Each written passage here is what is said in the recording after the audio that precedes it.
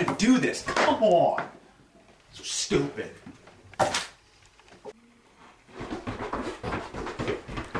Hey Brady, what's wrong? I heard a noise upstairs. This stoichiometry thing is so stupid. I don't even know what it means. What does it mean, Corey? Oh, Brady, that's easy. Stoichiometry is just the calculations of quantities of matter in a chemical reaction. Oh, really? That seems pretty simple. It is really simple. Yeah, I don't think so. I'll explain it to you. Okay, that's good. Go. Alright, Brady. So one of the most important aspects of understanding stoichiometry is knowing Avogadro's number.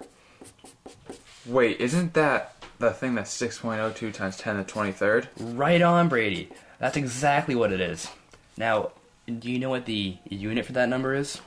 I thought it was like atoms or something like that. Now see, that's very close, but it's actually representative particles, which includes atoms, but could also be molecules or ions.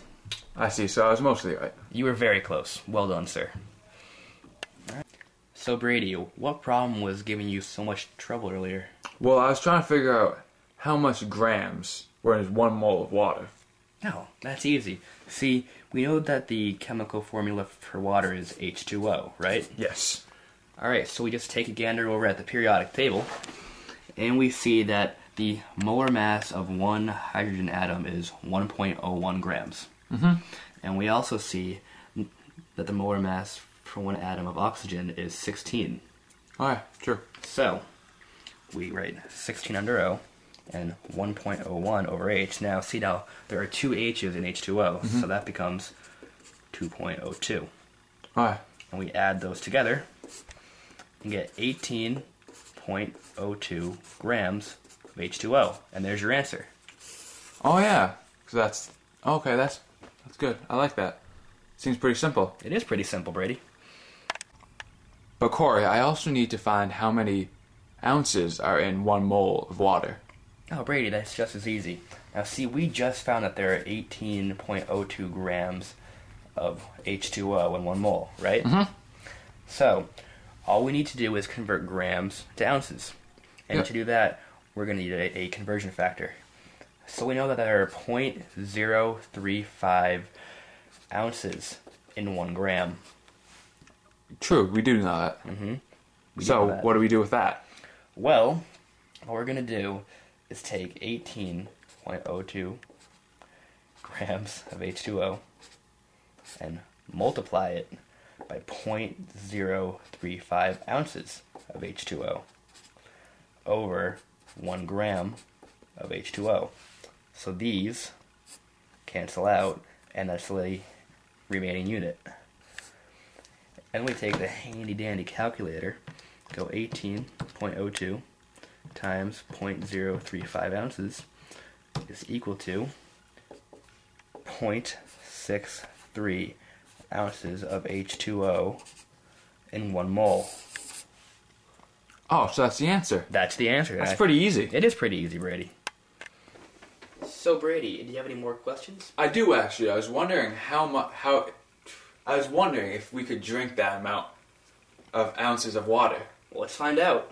So I have this measuring cup, and right here it says that 2 ounces of water is right here, but we have 0.63 ounces.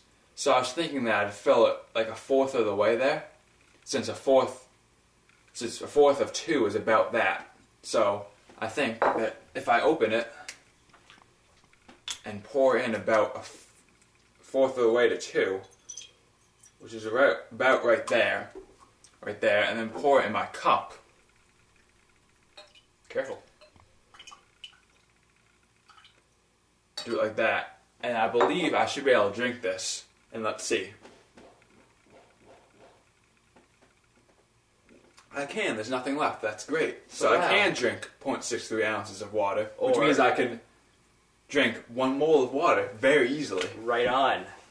Oh, see? That's easy. See, stoichiometry is so easy. So simple. I now get it. Good. Thank you so much, Corey. You're welcome.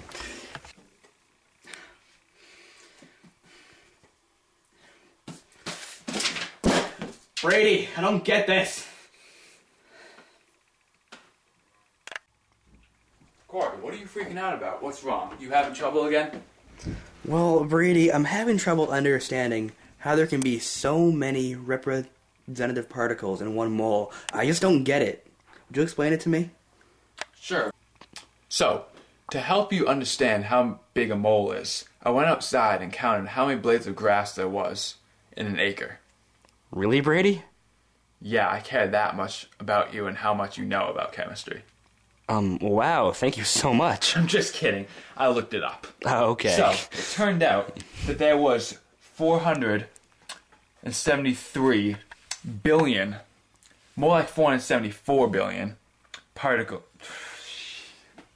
Okay, just keep on going. There are about 474 trillion blades of grass in 1 acre. Wow, there's a lot of blades of grass. Yes, but wait. According to Avogadro, who's a famous scientist, his number is that there are 6.02 times 10 to the 23rd representative particles in 1 mole. 6.02 times 10 to the 23rd.